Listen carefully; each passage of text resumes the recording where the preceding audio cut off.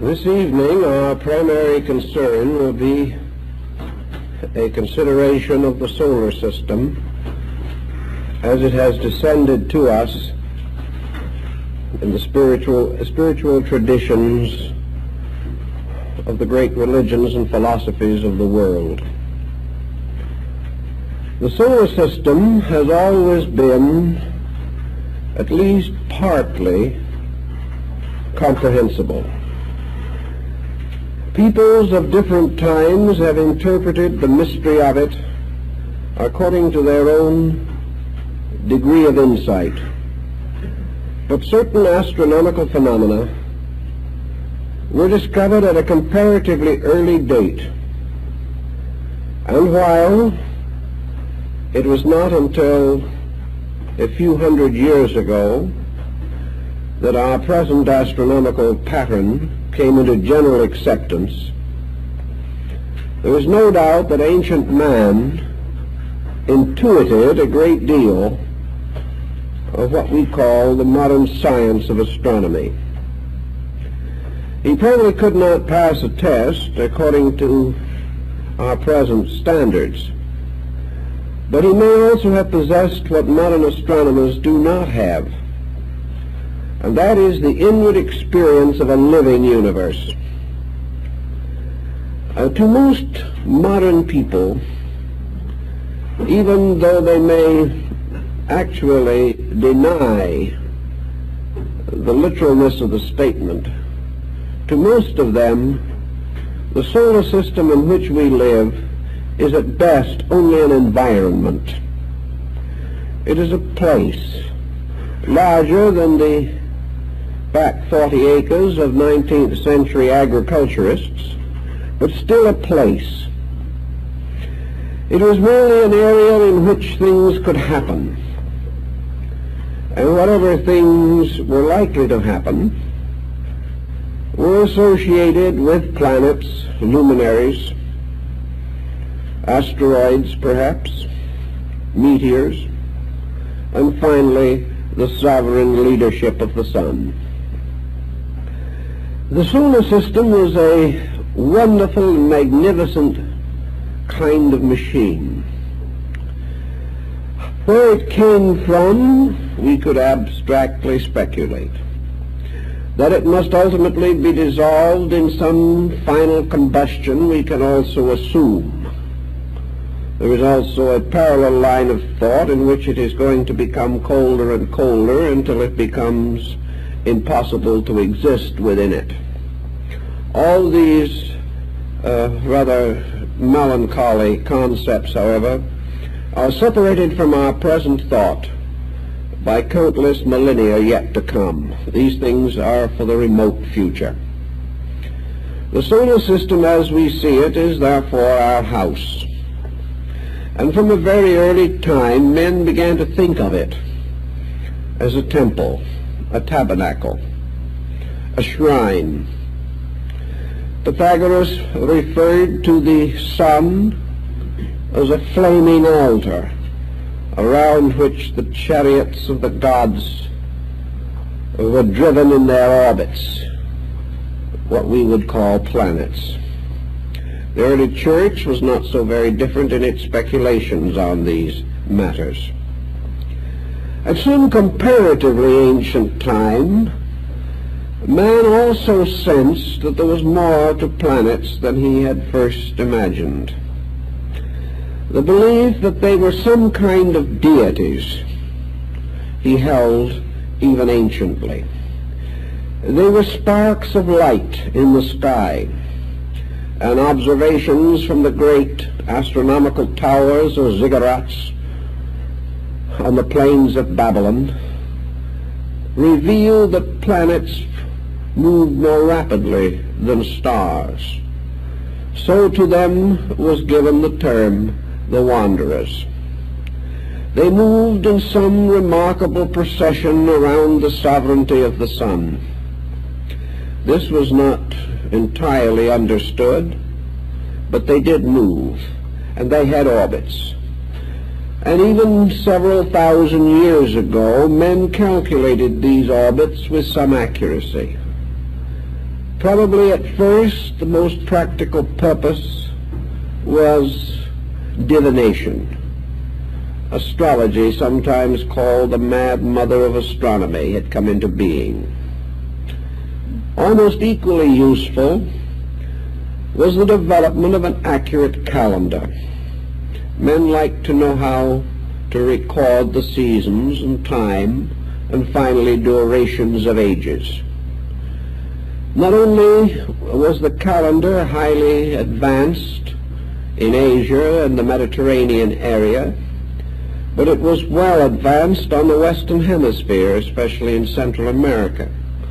When the Spaniards came here, they corrected their own calendar from the calendar of the Maya. Thus, astronomy was always a more or less sacred science. It was part of the priestly prerogative, and all priests were supposed to know about the motions of the stars and to be able to predict the changes of seasons, and in Egypt the inundations of the Nile. The solar system also began to intrigue another type of thinker, the analogist. And nearly all ancient science was analogical. The scientists sought to establish parallels between simple things easily known and more difficult things which are hard to understand. And he began to think of the solar system as a living body. He began to think of it as some kind of an organic structure, and he sought to find parallels in the physical body of man, some way of creating a key to the interpretation of universals from man, or perhaps a key to understanding man from a study of universals. This particular aspect was rather highly advanced by the old Kabbalists, and their findings descended as part of the heritage of early Christian mysticism. The Kabbalists, we may say, devised the concept that the solar system was a great person, a macrocosmic being, and that this great person, who was called Macroprosophus, was an organic living thing, that the planets represented the organs within the living body of this power. The sun was the heart. This body was also composed of flesh and of bones. Not only were these flesh and bones taken from the physical structures of planets, the rock was bone, the flesh was herbage and vegetation, but it was also believed that an arterial circulation existed within the body of this greater being. Energy moved in courses like great streams descending from the sun. Energy did not simply dissipate itself in an infinite diffusion. It was actually distributed by some kind of a mysterious arterial or venous system. And in order to provide some kind of an attenuated substance in which this energy might flow without being dissipated, our ancient brethren developed the concept of ether as an invisible element, as a hypothetical medium by means of which forces and energies otherwise irreconcilable could be brought together in a common state or condition. To the alchemists, the solar system was a kind of tree which grew up, and the planets became the symbols of the sacred metals and the various chemicals used in the preparation of the wise man's stone. The planets were also elements of a great theory of medicine in China. In India also, the planets and their orbits provided the key for music and the musical modes. And nearly all Chinese and other Oriental instruments are arranged according to a concept of planetary interrelationships. Pythagoras had the same concept when he broke the monochord, or the single string with frets, and arranged these frets according to the old concept of the planetary orbits. In all, the solar system became a kind of general source of analogical knowledge. Today we are inclined to think that this is all more or less a superstition. We are loath to admit that we might be living within a vast cellular organism. But the more we study cells and molecules and atoms and electrons and ions, the more it becomes evident that there are analogies between the solar system and the minute structures which make up the mass of matter as we know it today. We are also becoming more aware of the fact that there is no such a thing as any inert substance. Everything is living material, made up of life, and therefore it would hardly be proper to think of the solar system anymore as dead. It would be better to think of it as a vast area of life, perhaps an area of seminal life, that is, life in the form of seed life, which could under certain conditions unfold its own potential, and from each seed might spring another solar system in the course of infinite ages.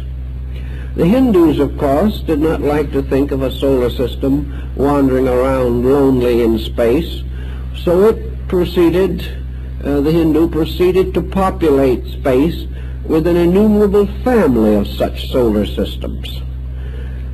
They might differ in detail, they might vary in size, but they were a kind of creation, just as man is a kind of creation. And as this type of creation may have many subtypes, so in the solar system pattern, there could be many different solar systems. And as the sun ruled in sovereignty over its planets, so it was assumed that a certain number of solar systems formed also a pattern, and that in the midst of these was a larger or universal sun, around which many solar systems moved.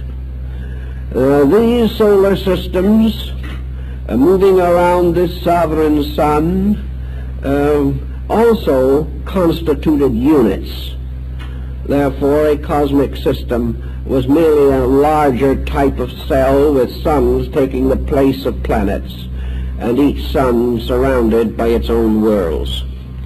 All these universal systems also grouped around greater centers, which might be likened to cosmic suns.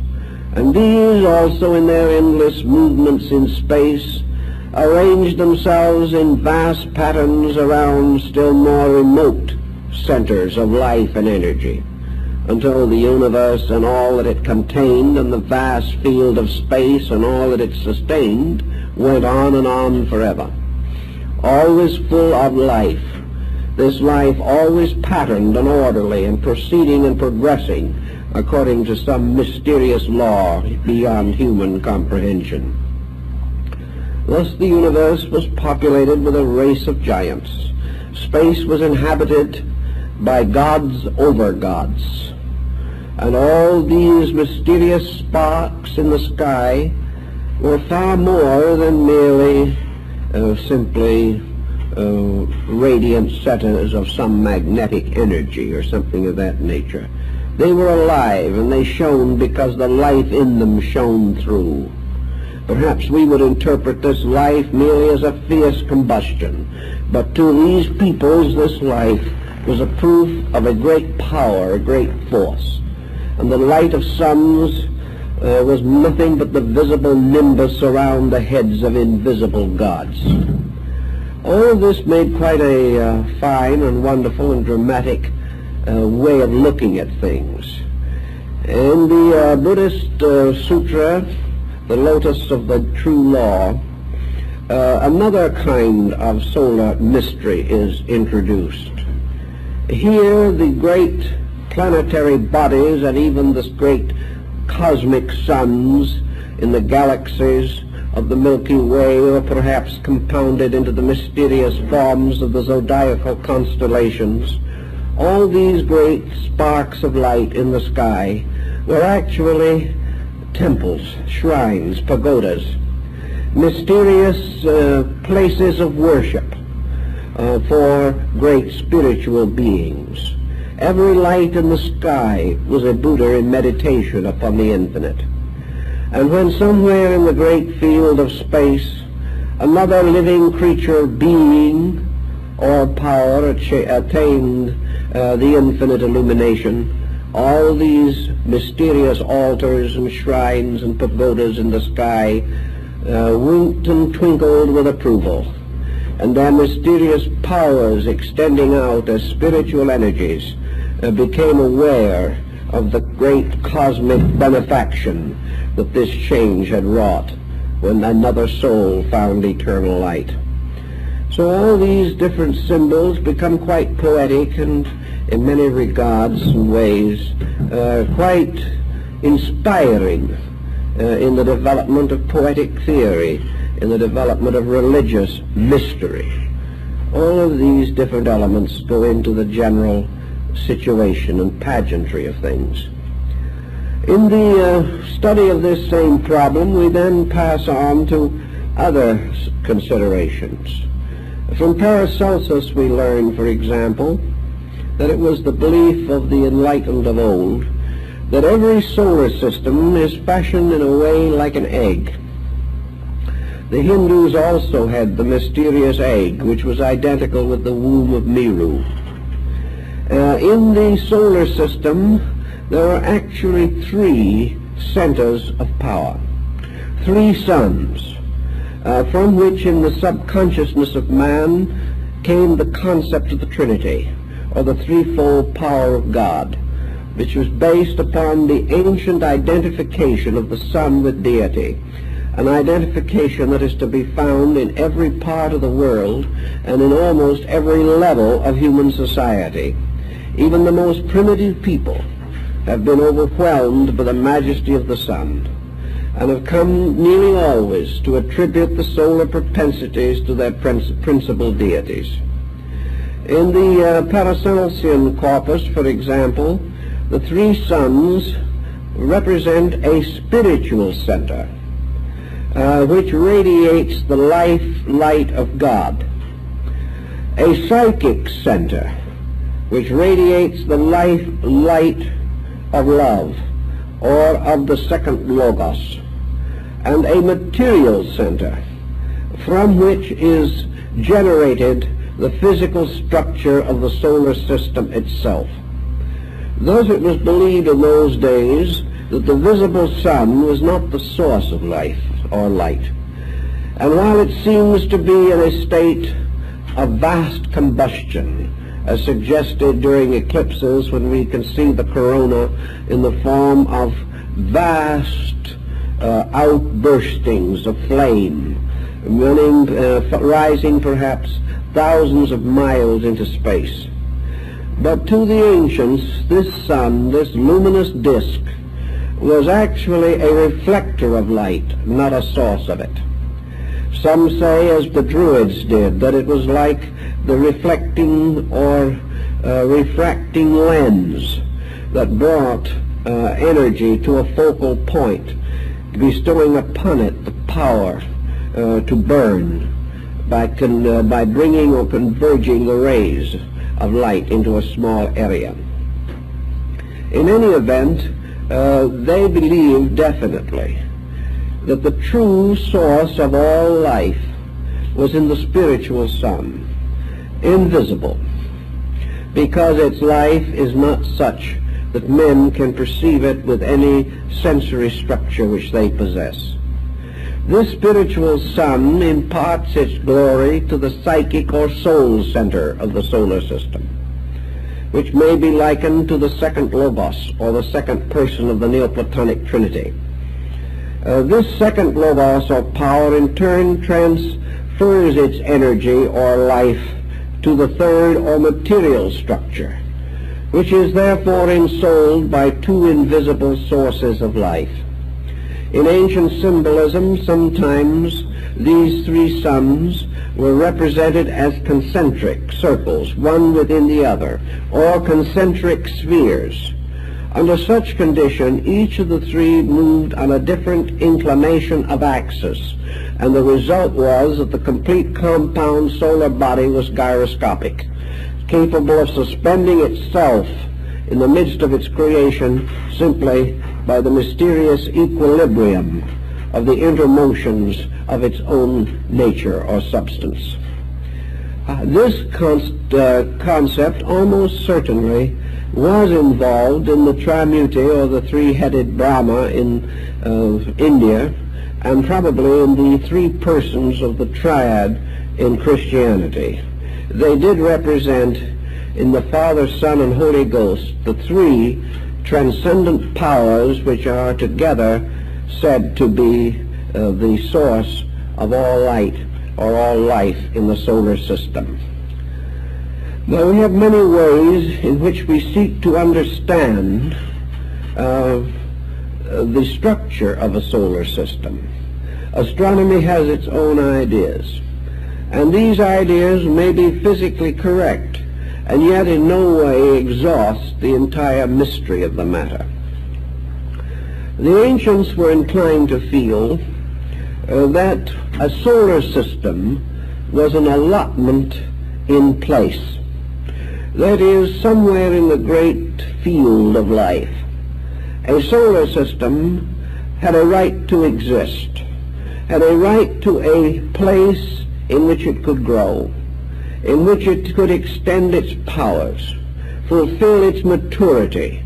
In other words, like the optimistic human being, the solar system more or less liked to believe that it had a home, a little part of this great space in which all things exist.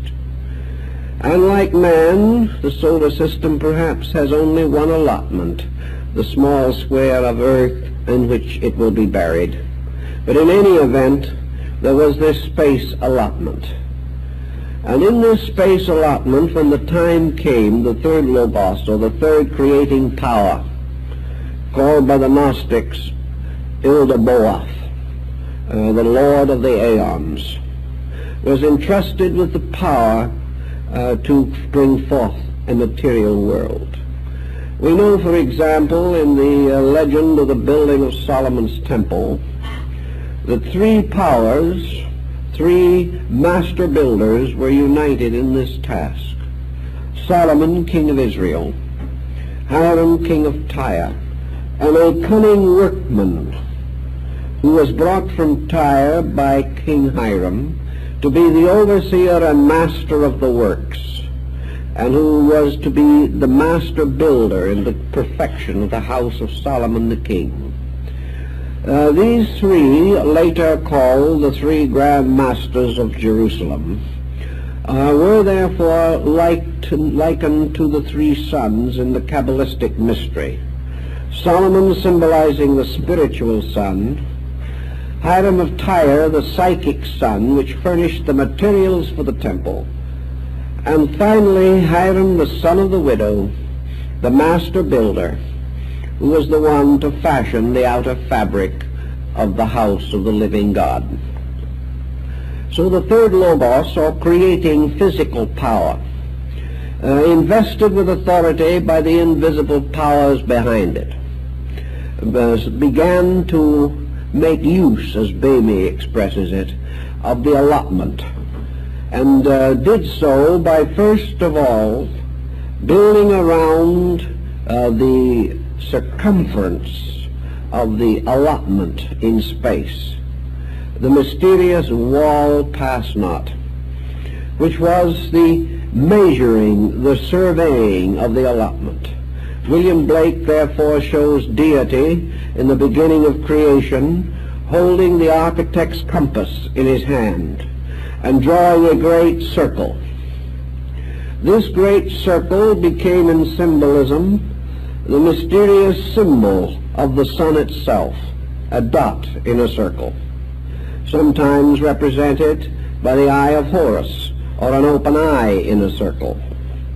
But whatever we may want to call it, the first great movement was this tracing of the circle by the compass in the hand of the infinite. And into this allotment set aside by the tracing of the circle, it was said that the great powers began to fashion, as within the circular globe of an alchemical vessel, the mystery of the solar system. The solar system, as Plato also points out, begins therefore with the circumference and moves gradually toward the center.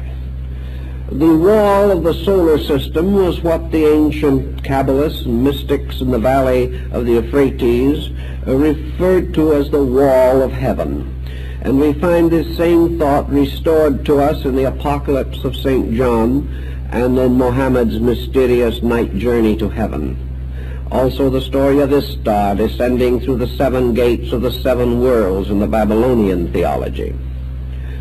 The first and most mysterious power, therefore, of this wall, as St. John points out, is that it divides the universe into, or the solar system more correctly now, into 2 parts.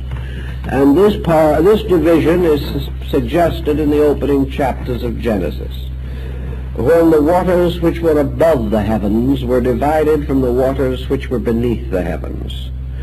Outside of the great ring, Ptolemy and the other map makers and geographers of old time assumed there to be only the spiritual universe. This spiritual universe was the abode of the heavenly hosts. Here, somewhere in space, was the eternal throne of God. Here the elders knelt before the throne, and here the Lamb stood as the eternal sacrifice to a world of relapsed lives. St. John, therefore, describes the little ladder that leads up to the wall of heaven, the door that goes through the firmament into that which is above and beyond. Outside of the ring that was set up in the allotment of space, the heavens themselves were therefore vastly diversified into 3 great rings, which were called the rings of the constellations. 12 of these constellations formed the zodiacal band and girdled the globe, which was to be the solar system. 12 other constellations were gathered to the north to form the stars of the northern hemisphere, and 12 others to the south, forming the constellations of the southern hemisphere. These 36 constellations, 12 in the middle boundaries, 12 to the north and 12 to the south, made up the 36 decans or divisions of the zodiac in the philosophy of Babylon. This great zodiacal band, therefore, was really the symbol of the sovereign government of that which was above and beyond the solar system. Here the great gods sat in endless meditation upon this little bubble and all it contained. Here were the Rishi, the eternal sages, gathering to protect the mysterious power of the magnetic pole. Here was the dragon which Jason sought when he went forth in quest of the magic fleece, the golden fleece. Here also were all the fields of mythology and all the great, strange, and incredible legendary that arose not really from the study of star groups, but from ancient concepts concerning the divine world that rested beyond the boundary of the solar system. Within this solar system itself, this allotment, this area, began to constrict from the circumference to the center. As it constricted, it left behind it 7 conditions of privation, which became to the ancients orbits, or symbols of the pathways of planets. The first and most ancient being or god that was sensed to have been created by this procedure was the deity who ruled over the final extremities of solar existence. This was Cronus, ancient Saturn. He was the first of the gods, the first differentiation within the solar system. As the first to come into being, he would be the last to go. And also, in the process of the disintegration of worlds, he would devour all else that came from himself, as Saturn or Cronus is said to have devoured his children. Within the orbit of Cronus was that of Jupiter. For Jupiter overcame his own father and took over the rulership of the solar system. And Jupiter therefore became the emblem no longer of despotism but of a constitutional authority. And in the descent of these orbits, if we want to study it closely enough, we will find also the emergence of all forms of government, because each of these planetary powers ruled at one time in the dawn of things by its own arrangement. There is a chart in England, an old engraving, showing the solar system of legislation, and it is a very interesting diagram. As Saturn was a strange kind of melancholy despot, ruling by the divine right, so we find in the empire of Cronus this absolute fatality, this complete despotism. But with the coming of the empire of Jupiter, who took away the despotism of his father, we find the appearance, as in the Greek and Roman legendary, of a kindlier and more benevolent administration. Jupiter was a monarch, but not a despot. Jupiter ruled not merely for his own pleasure, but for the benefit of the governed. He became the symbol of justice, whereas Saturn, that had preceded him, was the symbol not of justice, but of tyranny. And gradually in that age, it is said, Jupiter brought forth order, and society was established upon the great foundations of a benevolent leadership. But in the course of time, the Golden Age and all that it implied gradually vanished away. And in the place of the kindly rulership of Jupiter, the solar system passed to the keeping of Mars, or Oz, the god of war.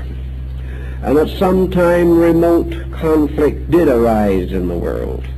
And with the conflict of things, there were great changes.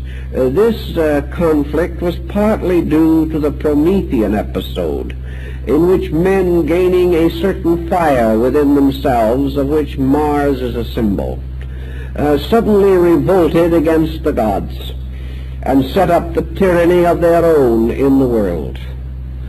And in this tyranny they began to struggle one with the other for the advantages of their own causes.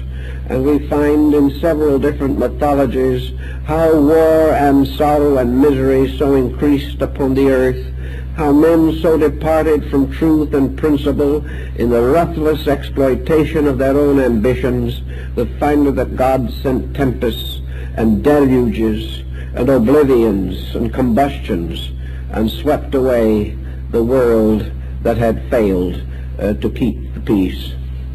Out of the reign of Mars then came the peculiar situation that we find in ancient astronomy. For in this arrangement, the sun is placed next in an orbit. So the world passed to the keeping of Helios, the sun god, the Apollo. And in this is implied that the world passed to the keeping of a light, of a refulgence, of a beauty.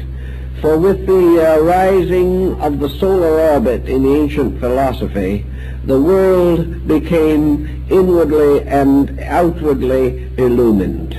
It was then that the visible sun, as we know it in the sky, actually came into existence as a condition or a quality of light.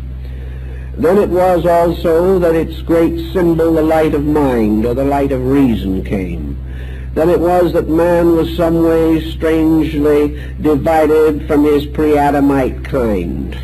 It was then that some mysterious creature which had this humanity always locked within it suddenly revealed something of its human estate. The eyes of the mind were opened, and the eyes of light began to contemplate a universe by means of the light of intelligence.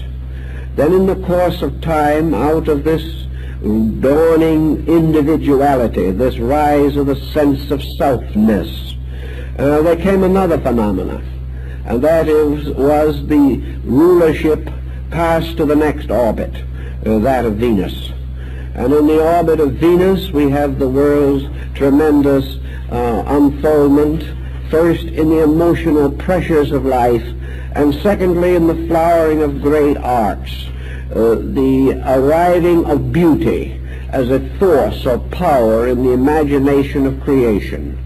Thus artistry, creative self-expression, the urge to reveal or release the soul through advancements of all kinds of creativity emerged. And there was a second cycle of war, for in this case Athena, which is closely related to this pattern, is accredited with having given to the world armament and the art of weaving, two widely diversified things. Also in this came the mysteries of ambition and the strange psychic passions and animal instincts which have later come to be so powerful. After this, the next orbit of the planets arrived in its proper and due sequence, and we had the orbit of Mercury, and the world was turned over to the rule of the intellect. Here mind began to take over all other considerations. The light of reason passed into darkness, and in its place was the dim candle flicker of thought, of intelligence as we know it. Everything then became a matter of formulas, of terms and words. With the coming of the orbit of Mercury, Cadmus is said to have invented the alphabets, and all the writings and readings of mankind. The sciences came into being, and all other forms of exact knowledge. And Mercury became the symbol of formal education, the rise of philosophic systems, the motion of man also gradually and inevitably towards the sciences. In the ancient concepts of things, the next orbit was given to the moon. And the moon was held as having a true orbit, which we do not recognize today. But in the old geocentric system, the reason for the moon's place is very obvious and important. The moon became the symbol of illusion and delusion. It also became an emblem of self-deceit. Perhaps, however, more originally and in line with the older concepts of things, the moon was associated with the power of precipitating lives from an invisible to a visible state. The moon, therefore, was the gateway of generations. The moon provided the mysterious humid element by means of which souls in a free state were drawn toward body. And it was because of the power of the moon and the mysterious cycles which it exercises, and its still recognized influence on the cycles of fecundity, that the moon is said to have provided the gateway for invisible souls to enter into the earth. Therefore, in that time and under those conditions, not only did the embodiments come, but the embodied creatures ruled by the moon were ruled by a reflected light and not a true light. And the government of the moon was strangely the government of physical instinct based upon the procreative pressure in living things. All of these together, the seven, then caused their energies and powers to center upon the common receptacle of such energies and powers, and that was the earth. And because men thought in terms of their own habitation and of the effect of all these mysteries upon themselves, having no way to interpret, except to interpret, as these various influences affected their own existence, we know that man psychologically can only live in a geocentric system of existence, or perhaps we might call it an egocentric or a human-centered system, because this is all he knows. This is the only experience which he is capable of having. In any event, into the open cup of the earth poured all these influences. And these influences not only sent their rays and forces downward, but each ray carried a seed power within itself. And all the planets of the solar system above were reflected under the surface of the earth to become orders of minerals, orders of gems, orders of energy and magnetism, orders of substances and chemicals. They also gradually sprang out of the earth again as orders of plants and animals and living creatures. And everywhere within creatures, these seven again repeated themselves in the rising of sensory perceptions, in the release of powers, in the building of organisms, each of which was a septenary structure in itself. And from this we have the whole great pattern of septenaries, which, due to the divisions within them, also provided the law of octaves. Actually, having thus brought everything to bear into the great center of things, we find, as Empedocles points out, that actually in the last we have man. Man himself, in whom the universe and the solar system are epitomized. Man who has received his body from the planets, his soul from the stars. We have man himself, in whose nature all of these forces are symbolically or actually present. We find man who's suffering from the disease of one planet is cured by the remedy provided by a planet of contrary quality. Here we find also that the sensory perceptions are tied to the stars, the fates of men to the motions of heavenly bodies. Thus this whole strange, wonderful system seemed to come into existence.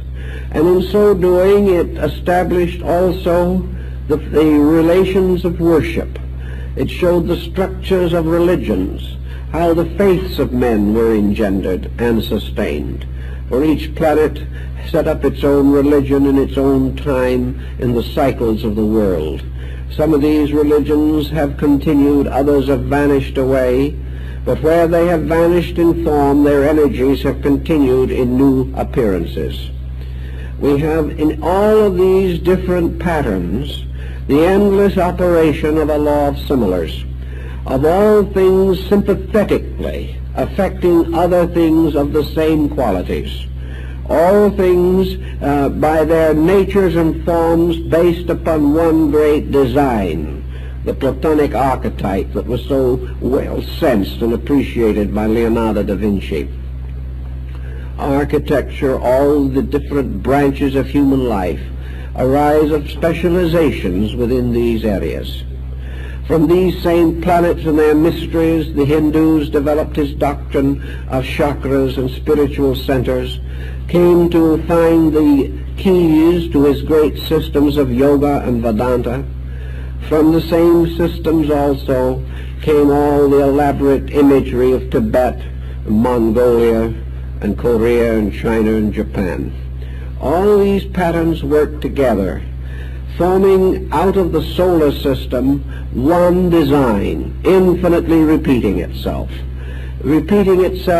in gradually descending magnitudes, but always consistent. by what the ancients called a process of concatenation, in which things descend in likeness from themselves, decreasing in size, perhaps increasing in number, but always the mystery of one, if solved, will reveal all the others. Also, by this same law of mysteries, only one life is carried throughout this entire structure. And were the smallest atom or the tiniest structure in nature to actually cease, then the entire universe would fail on its foundation. And this ancient concept seems to have a little bearing on our modern researches in nuclear fission. Nuclear fission is only a manifestation of the incredible energy potential that is locked within the smallest divisions or units of substance.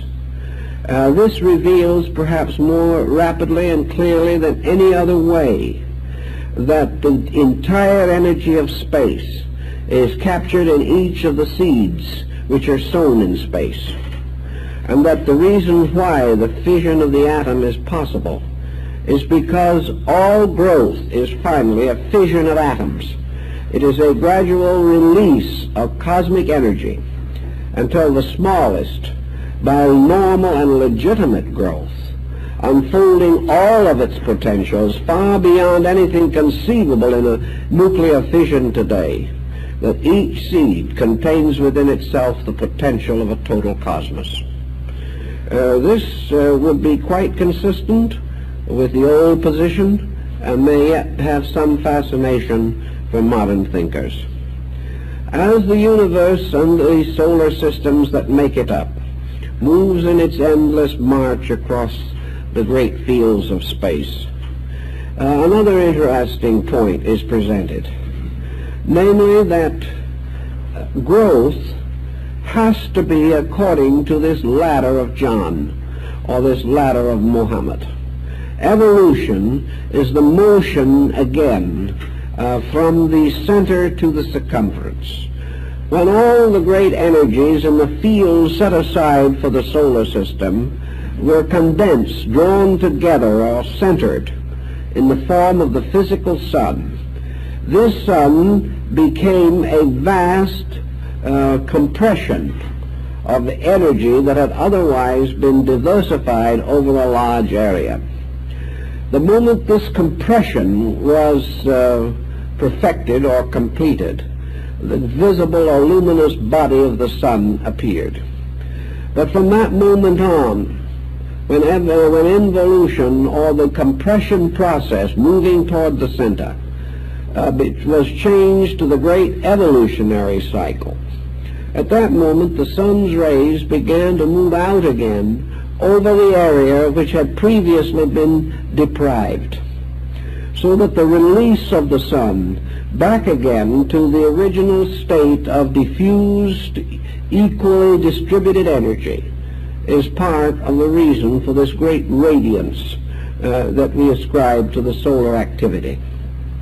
In other words, the sun, moving back over the area which has been deprived, is bringing to life or nourishing all these units which have to slumber or rest until the sun's energy is reversed by the great tide of cosmic process. The ancients thought this all out. Perhaps they were ambitious, perhaps they were audacious, but in any event they had a big idea. They had an idea that certainly transcends our common interpretation of things. In the development of this same concept, the sun became more and more identified with the essential characteristics of man himself. Just as the solar system had its sun, so every man must have his sun, must have his light. And one of the three great centers in man must correspond to this light. In the old system, the analogies were variously made according to the abilities of the people. The three suns in the human body were represented by the three principal centers in man: the heart, the mind, and the reproductive focus. The third, or visible sun, was associated with the reproductive system. The second, or psychic sun, was associated with the brain. And the great central sun, the spiritual sun, was associated with the heart. The heart was therefore the true giver of life, and sustained the other two suns by its own spiritual energy. Some of the alchemists had another arrangement, however, in which they showed the heart as a triple sun, much following the Gnostic and earlier beliefs, making the heart again a kind of gyroscopic center in which the three suns had their actual abode, and the mental focus in the brain and the physical focus in the reproductive system were reflexes of this central sun. This returns also in your northern Buddhistic school, where the spiritual sun, Amida, is represented by the two reflexes which are essential expressions, Kannan and Seishi, one representing the psychic life of the individual and the other representing the generative power indicated by the thunderbolt carried by Seishi. In any event, a triad was set up, and in this triad, one energy within man was divided, as in the solar system, to sustain and nourish three different types of growth, or different types of energy. Actually, according to the old Hindus, there is another interesting point, namely that the solar system, with all this elaborate process going on in it, and these processes are innumerable and are not in conflict with each other, that the solar system truly represents a great room, a great place for the prenatal development of sons. Therefore, that actually, to use an old Hindu statement, only the sun itself is born. The planets are embryos. These embryos actually signify unborn sons.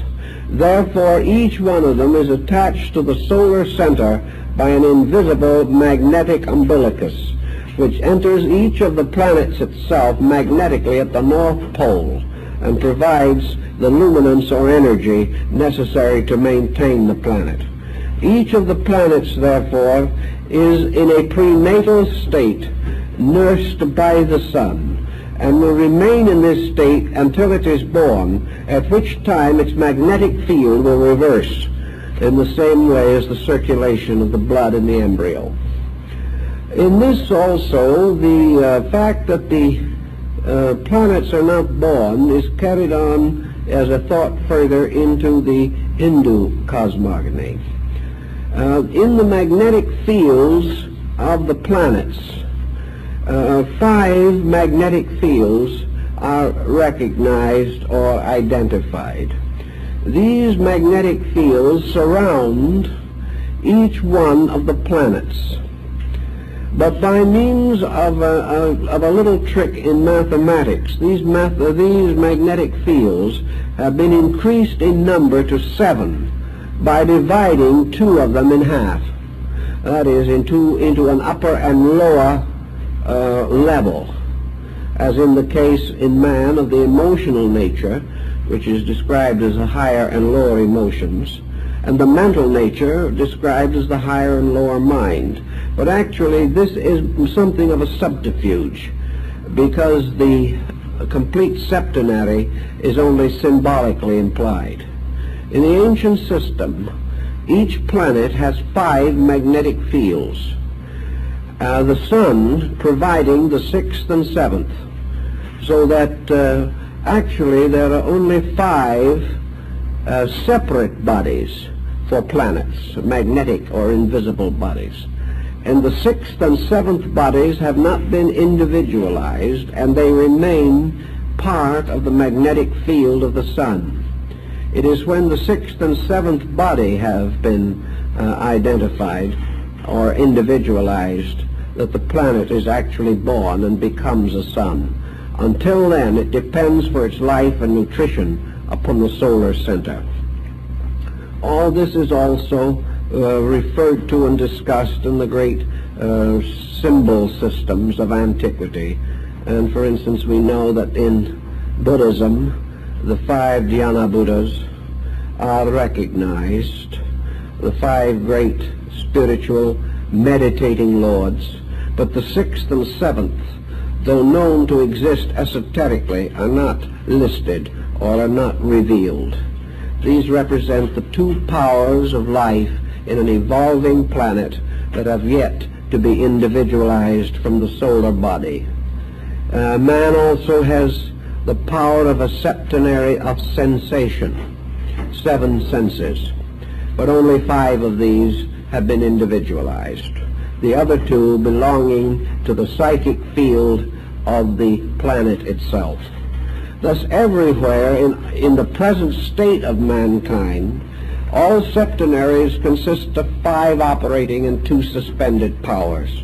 This is because they all go back to the solar system with its 5 individualized and 2 unindividualized essences. What is the ultimate power of a solar system to be understood as consisting of?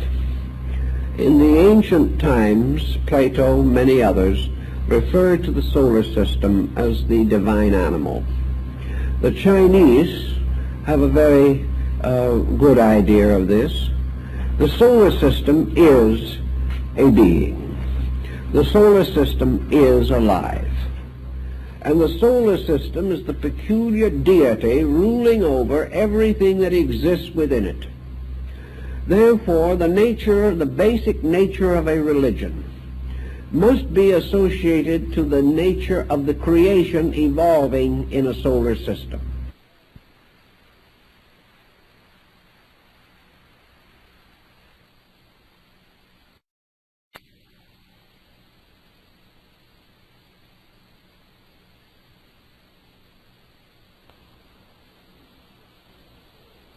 If we get to other planets, as we may someday, it's not at all impossible, we are going to find, however, that intuitively and psychically we have accord with all beings on other planets. I think this idea of a malignant race somewhere in space waiting to conquer the Earth is in the world of science fiction. Actually, man's 6th and 7th sensory perception must be held in common with the equivalent on all other planets of the solar system. Every planet may develop a kind of life which has sensory manifestations of its own, and they may be entirely different from ours. These beings may have the equivalent of 5 sensory perceptions. If they are comparatively young, they may not have individualized as many to the same degree that we have. If they are more advanced, they will have individualized them perhaps past anything we have achieved. But these sensory perceptions, such as we call sight, hearing, taste, touch, and smell, these perceptions, or their equivalents, according to the conditions of the different planetary environments, will be developed individually by the creatures inhabiting these. As a result, they may have achieved a great nobility, or they may have failed to achieve a high culture. Perhaps they will not even be visible to us, not having the kind of bodies that we know or can capture in our vibratory sensory perceptions. But the 2 higher faculties which all beings within a solar system must possess to complete the septenary, the two higher faculties are still unindividualized. Therefore, they still belong to the solar body. And because they belong to the solar body, they are a reservoir of common insight. And any creature extending its consciousness above the fifth sensory perception will have some common communion with any other creature that does the same thing, because these sensory perceptions are not divided. Therefore, if we wish to assume that the sixth sensory perception is a kind of psychic clairvoyance in qualities, extending beyond our present knowledge, perhaps a conscious apperception or experience of causations, then any creature that reaches this peculiar degree or level of intuitive insight will share it with all other creatures possessing the same insight. In other words, with any creature that passes beyond the fifth sensory perception. Now, the same thing is true of religions, for actually religions arise in two ways. In substance and essence, they arise from the solar energy itself. By interpretation, they arise from the individualization of man. And this is a point that has also been confused in Buddhism by non-believers. They do not realize the double causation of things, namely the things arising in their own natures, and these same things taking form and unfolding through the mental limitations of human beings. So in the ascent of religions to a certain degree, through what you might term the nominal religious beliefs of man, you are going to have different faiths. But these different faiths are going to move closer together. But when you get to mysticism, you find that it is a faith in common of all men. And when you get beyond that to the highest levels of esotericism, you find there is no conceivable difference in religious conviction. Thus we have in all these different areas, we have 5 differentiated elements following the old order of earth, fire, air, water, and ether. We also have 5 differentiated elements recognized in China. They are slightly different from ours, but constitute the same gamut. Then we have 2 unrecognized basic elements. And these 2 also constitute, finally, the highest environmental factors holding forms, bodies, and structures together. They are the great cohesives. We have 5 recognized ether factors, so-called hypothetical, but actually real. We also have 2 higher forms of etheric integrations, which bind things together rather than binding together the parts of single things. Thus, in the solar system, we have a very elaborate and very useful purpose in the unfoldment and perfection of life. It has been noted from the beginning also that the precessions of planets, the motions of seasons, and all the other phenomena that we know have together constituted religious ritual. We know that the High Mass is a solar ritual. We know that practically every part of the religious symbolism of mankind relates to the parts of the solar system and their rhythms and relations with each other.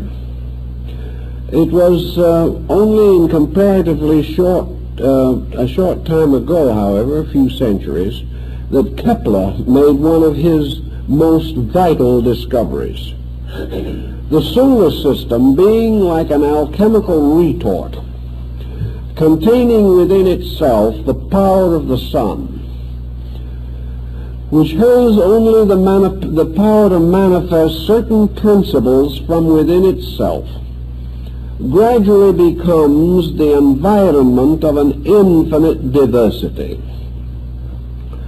The Pythagoreans declared that this diversity was included within unity, and unity itself was never divided, the unity representing the wall pass-knot that completely envelops the solar system as the shell of an egg or as the surface of a bubble. But now comes the problem. How out of the regularity and inevitability of these processes can what we call difference come into existence? How, for example, to approach it from an Aristotelian point of view, how can that which is the same cause difference? And if we wish to point out the religious factor, that which is the same is God. Therefore, how can that which is the same become conditioned? How can deity, for example, produce the state of not deity? How can infinite good, which is deity, produce the phenomena of that which is not good? How can an eternal, benevolent God permit evil? This is an interesting and very tricky subject. But perhaps, as Kepler points out, the solar system is the secret, for within its processes we discover the laws by means of which that which is the same can be different. The answer lies, of course, in the motions of planets. Not that the motions of planets constitute in themselves this difference, but by another subtle factor which Pythagoras also pointed out, namely that the power of planets is not in their bodies but in their intervals, that it is the space between them that determines their power, not the bodies themselves. So here we have, for example, 7 powers represented in ancient times by the planetary deities. In the astral theology of the ancients, these 7 powers were fixed. They were manifestations of the power of the solar logos. There was nothing that they possessed that was different from what he possessed. He was not deficient in anything that they could contribute. They remained as they were, each a manifestation of one phase of the divine nature. None could be better or worse than their natural endowment. None could be more or less than that which was their own nature. Therefore, even though they moved and fluttered in space or went whirling around their orbits forever, they could cause, by the more common thinking, no difference, because it made no difference how they moved or where they moved. Their natures did not change. And if their natures did not change, then in the common thinking of man, there could be no difference or separateness set up by them.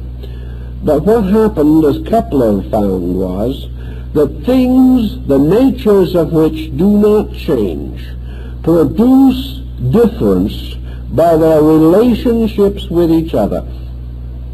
The things themselves do not change, but the angles of incidence of energy motion and the directions of motions do change.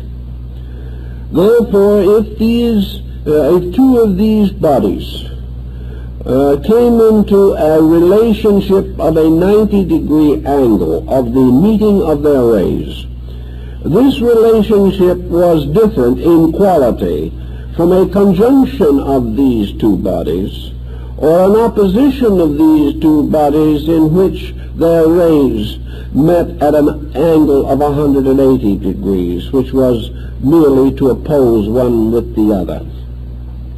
Consequently, all relationships were due to these movements of similars, in which things never changing of their own nature create immutable and inevitable change by their relationship.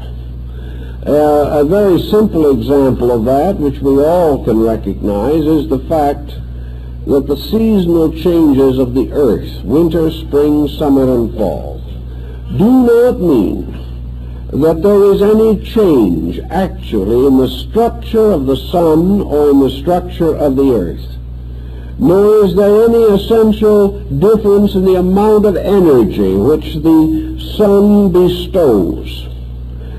But the angle of incidence of the rays of the sun striking the earth will produce the differences of seasons simply because of the inclination of the earth's axis. Yet nothing is substantially changed, only changed by relation of incident. Consequently, the entire universe, solar systems, cosmic systems, space itself, is subject to an infinite diversity of manifestation simply due to this relationship of unchanging parts. By this relationship, all things become differentiated. More forms of life become differentiated than it is possible for us to even imagine. Yet this differentiation in itself is no evidence that anything becomes better or worse. It simply represents difference.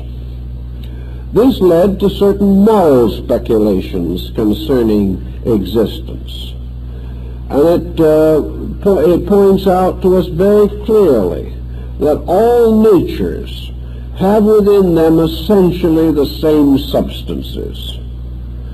But conditions due to relationships release what appear to be individualities. This again is a good psychological point, for actually it is relationship, association, and use that determines the development of the differences in human personalities, not a difference in the essential life energy involved. In the Eastern religions and philosophies particularly, the solar system, of course, becomes part of the range of mental phenomena.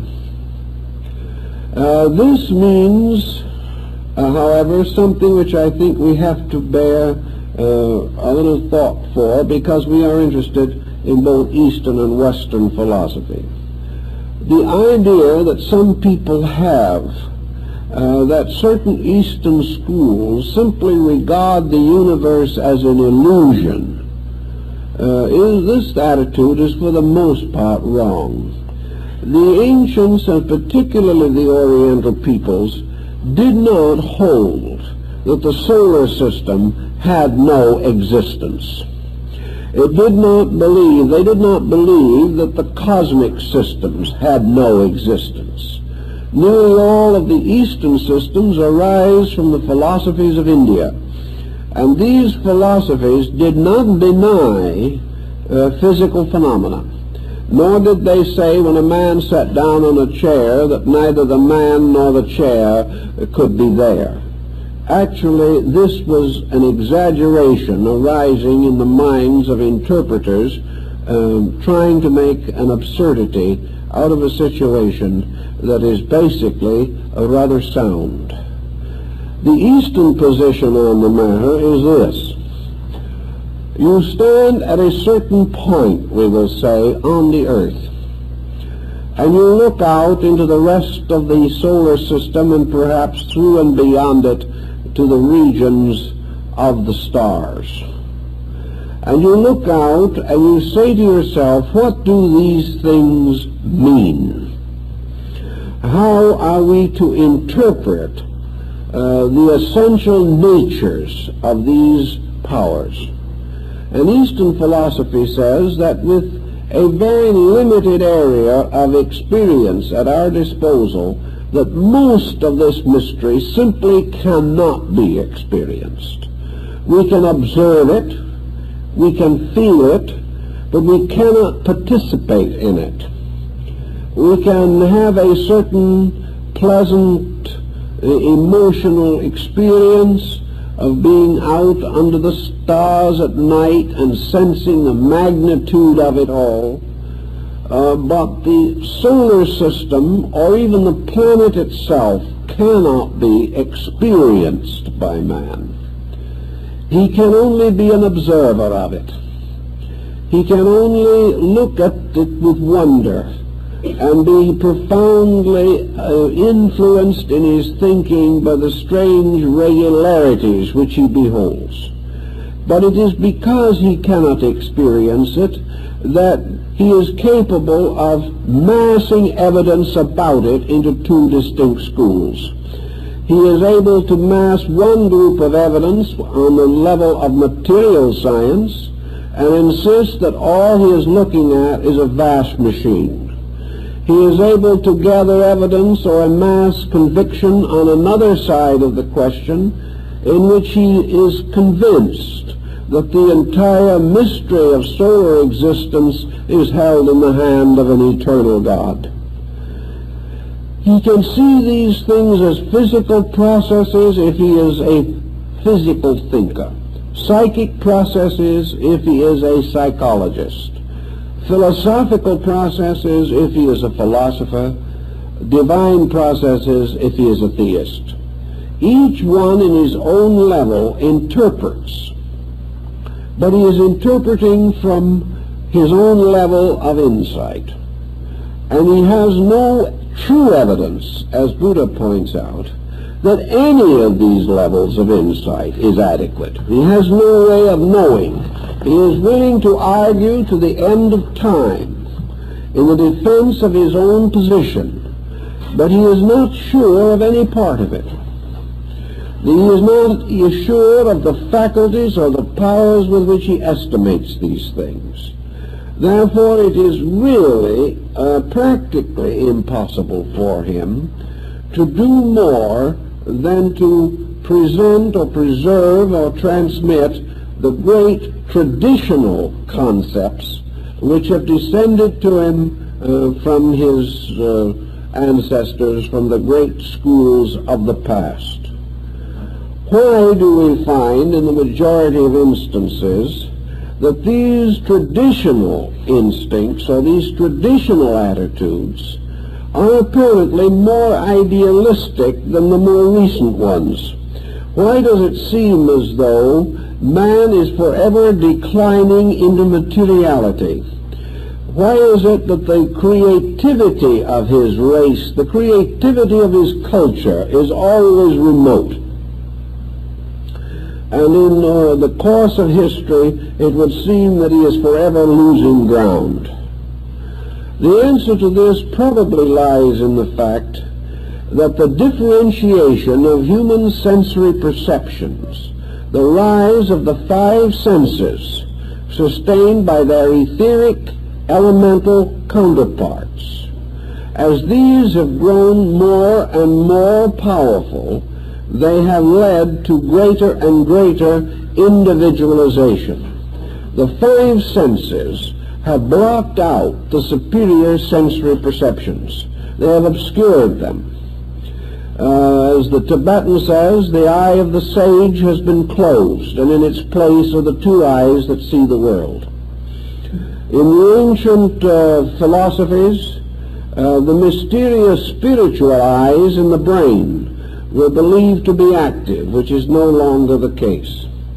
In the development of the relationship between man and his planet, and man's growth on the planet, and his gradual adjustment to the external environment of the planet, from all these we see that man, indoctrinated through his sensory perception, has become more and more aware of physical things and less aware of their causes. He has also gradually become less interested in causes, simply because he senses the frustration of trying to find them. Somewhere along the line, probably everyone makes 2 or 3 stabs in the dark toward some more enlightened point of view, but finding nothing but resistance or a static, non-reaction from space around him, he retires finally to lick his wounds and remain in his materialistic concepts. But in the remote time of things, man moved from an internal to an external state. And this also is related to the development of the planet. According to the ancient tradition, the planet developed like the fertilized cell of the human being by developing a polar cap, or a gradual descent of crystallization from the north polar extremity of the cell. This crystallization resulted in the emergence of what the ancients called the imperishable land, or the imperishable island. And gradually the development of this planetary form made it increasingly suitable for the embodiment of beings or entities that had previously been suspended in the 7 orbits, or 7 conditions of the invisible body of the earth. The earth entity taking form, coming into manifestation within the solar system. As the earth entity unfolded, the lives which it carried with it began to unfold also, as in the case of the embryo, where the embryo, having once begun to manifest, seems to bring into manifestation an ever greater number of cellular lives and structures to become its new body. The earth, according to the ancients, as it unfolded, caused these various orders of life to come into embodiment, or come into incarnation. And because 5 have been individualized, 5 have come into life. And this is what we see in our experiences today.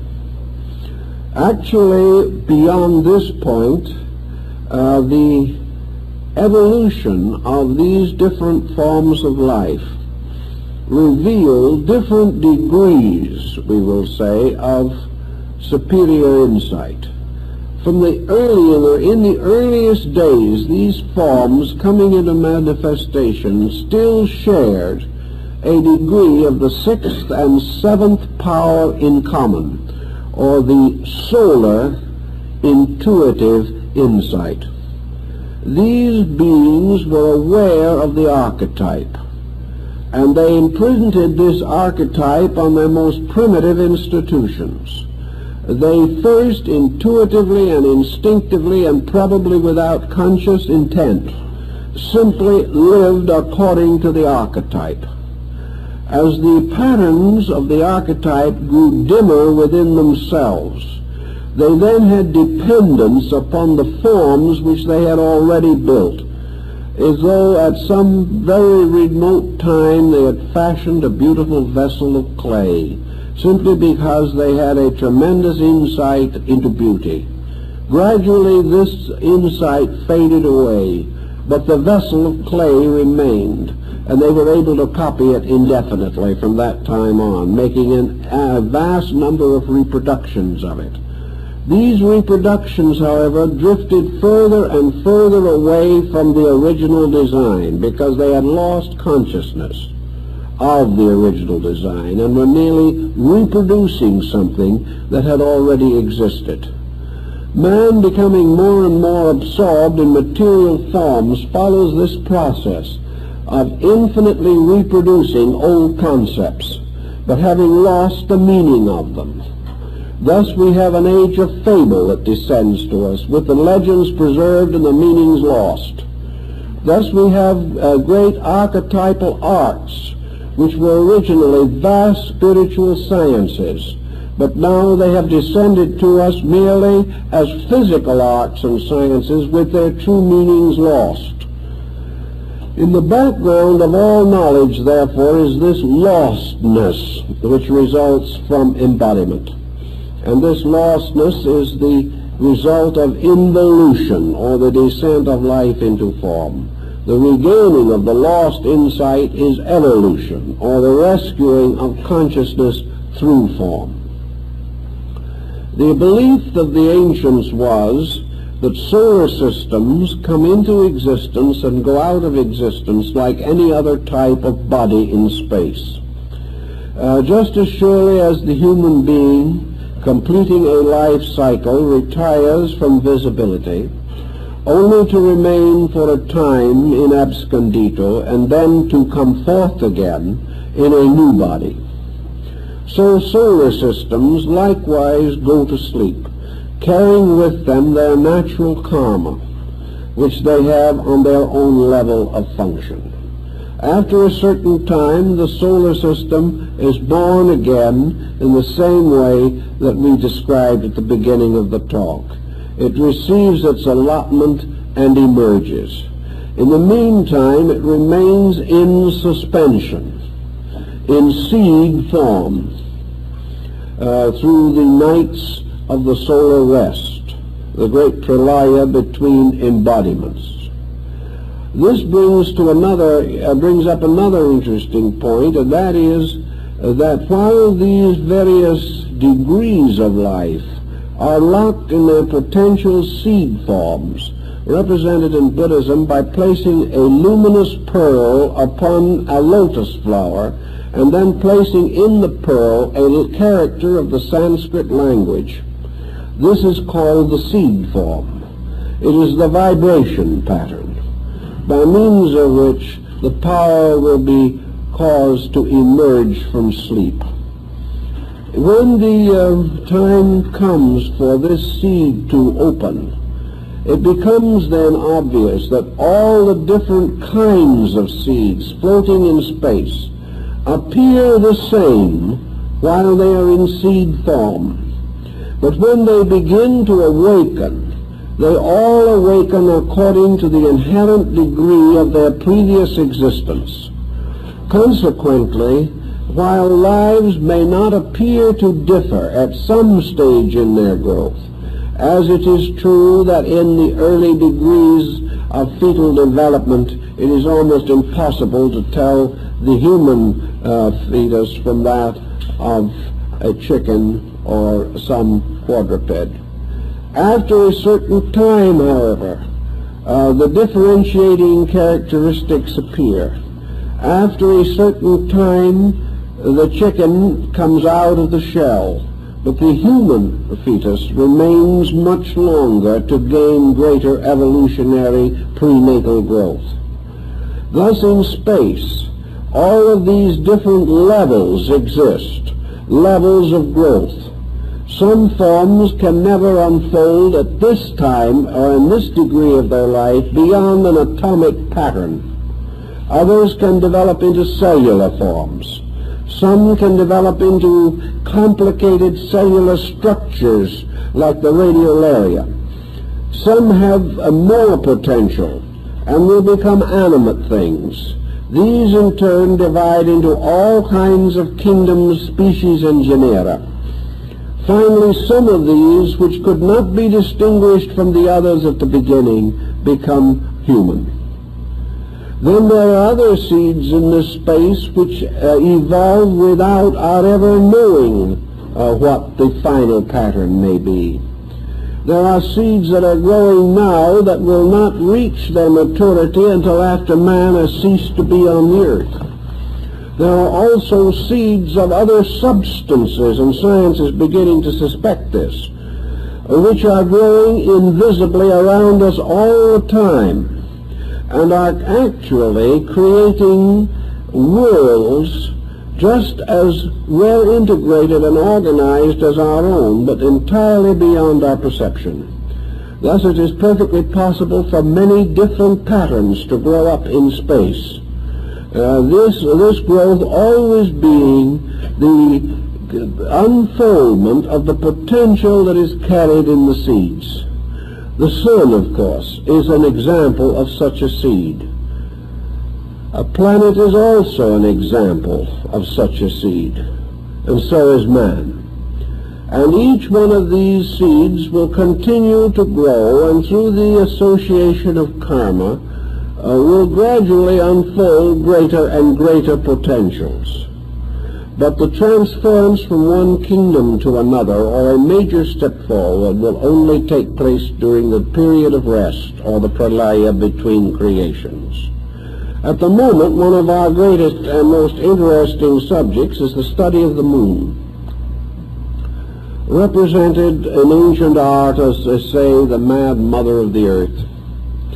The actual relationship of the moon to the earth in the Eastern philosophy is that it is the previous body of the earth entity. The moon is therefore a corpse.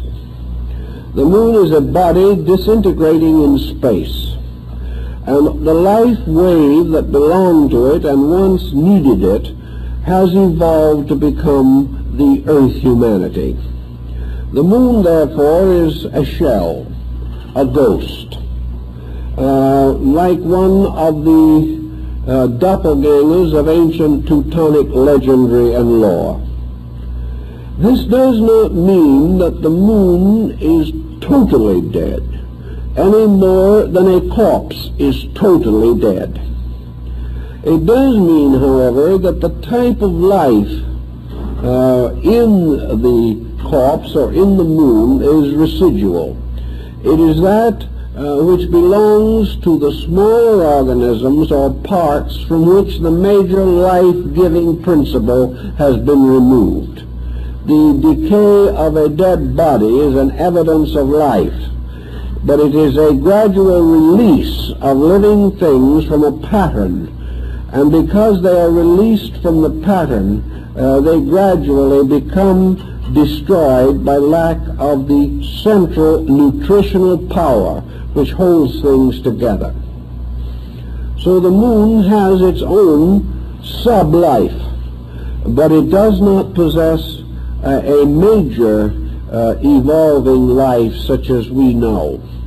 While we are discovering its craters and its well-pocked surface, actually we have learned nothing from this recent exploration of the subject that was not philosophically known thousands of years ago.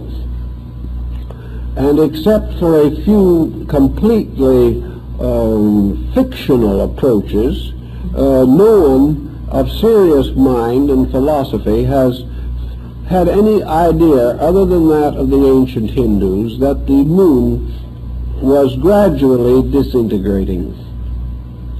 It was like a ghost in a graveyard.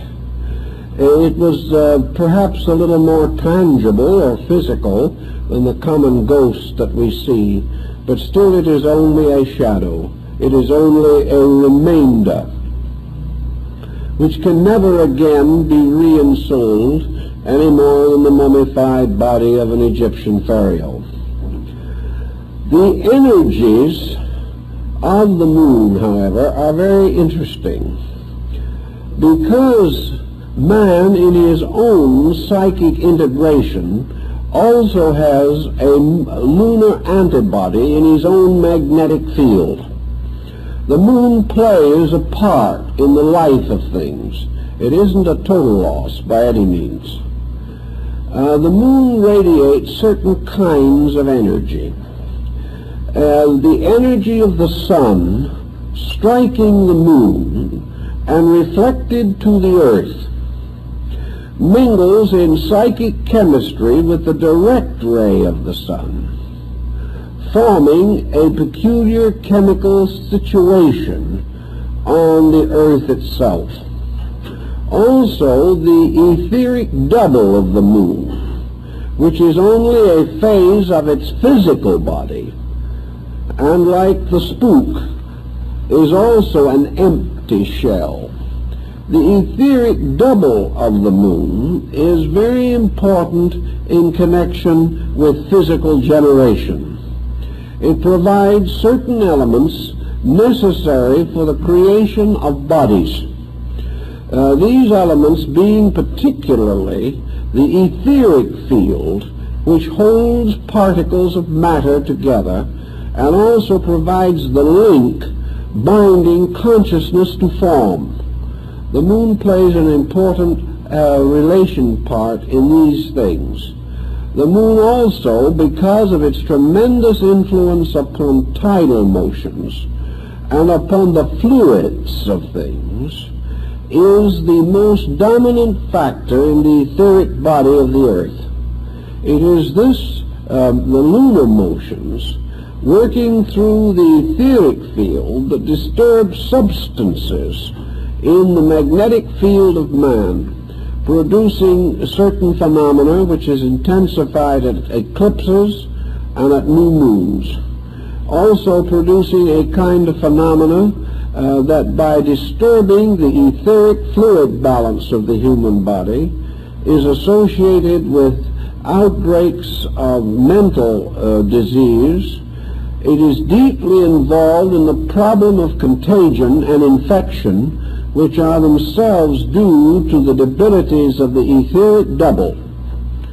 And of course we know that the moon is involved in the menstruational cycle. These all have to do with the effect upon the etheric double of man, which is the problem involved, because the moon determines the day and night of ether, of the etheric double, as the sun determines the day and night of the physical body. Therefore, it is the moon that determines the cycles of fertility and sterility in the life of all creatures on the earth. The moon also has to do with the psychic field of man in its effect upon imagination. And the imaginative faculties of the mind are to a degree due to the influence of the moon upon the etheric fluids that support both the brain and the mind. Therefore, actually, the effect of the moon is that of push and pull, a gravitational effect creating an imbalance in the magnetic field. Each planet has moons. Some have more than one. In some, however, the moons have disintegrated until only their etheric doubles still exist.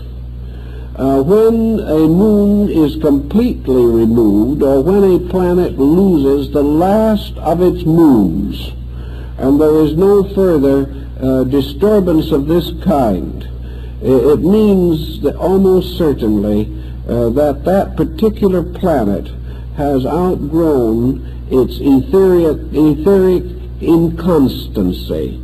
Where the moons disappear, the duration of the physical life upon a planet is greater. When the moons disappear, most of the tensions and psychic pressures of a planet are reduced.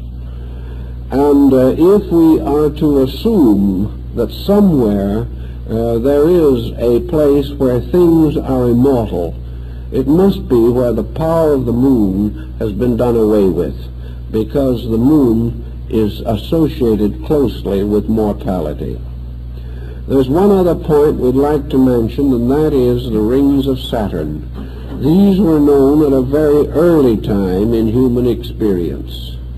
The rings of Saturn represent a link between the solar system and that which lies outside of the globe or area set aside for the manifestation of the solar logos. The planet Saturn is a chemically psychic thing which suggests almost nirvana. For the rings are really, according to the ancients, were the bands of ever more subtle vibrations through which entities or beings pass when they escape from the solar system. Therefore, the rings absorb all of the forms of life in the orbits of the other planets, and that which is useless is cast into chaos by the rings of Saturn, and that which has the great spiritual power, or that which has the great evolutionary trend perfected within it, is released through the rings of Saturn into a developed consciousness beyond that which we know here. Therefore, the rings of Saturn bring the solar system into objectivity and reabsorb it again into subjectivity. When Saturn eats all his children, the elements of the solar system, the assimilation and excretion of this procedure is through the rings. And most ancient peoples were very much aware that the rings represented the final breakdown of all things that have to do with mortality, and that the final vestiges of matter are broken up and scattered in space through the rings of Saturn. These rings also form the link between this solar system and the next superior order of life. So with thousands of years of thought and study and a vast amount of interpretation of these matters, the ancients came to some interesting thoughts on this subject, thoughts that can also be adapted to other areas of interest. And while we might not really feel that their position was entirely sound astronomically, let us realize that this wasn't their problem. Their primary problem was the psychology of the universe.